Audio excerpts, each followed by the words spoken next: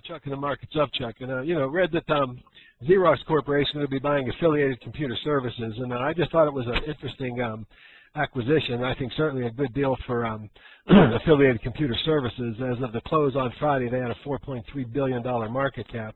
And this is a $6.4 billion offer. So shareholders stand to make about $2 billion. And last I saw, the stock was up about 17 or 18% already, up into the 55 category. But what I really want you to notice here, I want you to notice that over the last 17 years, Affiliated Computer Services has very consistently grown earnings, as you can see by this green line with the white triangles.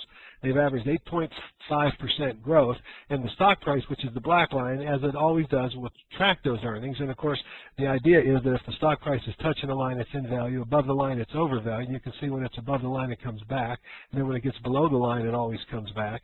And, of course, it was really on sale. So Xerox probably made a pretty good deal, too, here in this transaction. But what's interesting is to also then look from a different perspective of what Xerox looks like relative to its earnings power and its stock value over time.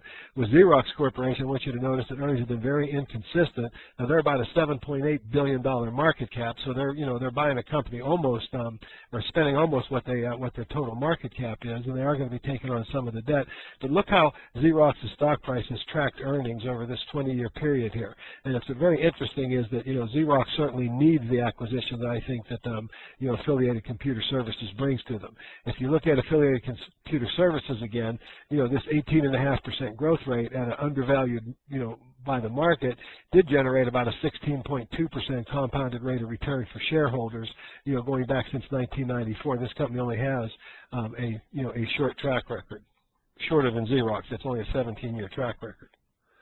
When you look at Xerox and see that, they had really no earnings growth over this 20-year period, that same $100,000 invested in Xerox, although it did pay a little dividend along the way, would have only grown to $150,000. That's a 2.3% compounded annual rate of return versus 6.3% for the market. So obviously the shareholders of Affiliated Computer Services have done a lot better than the shareholders of Xerox, and it's all relative to the earnings power of both companies. Now this could end up helping both companies because it should triple Xerox's service revenue. But the real story here, I just want to continuously reiterate how important it is that you look at long-term earnings. Stock price volatility can do anything in the short run. You can even see here a case of Xerox where it got overpriced before it ended up succumbing to its earnings justified level. In the long run, though, earnings determine market price.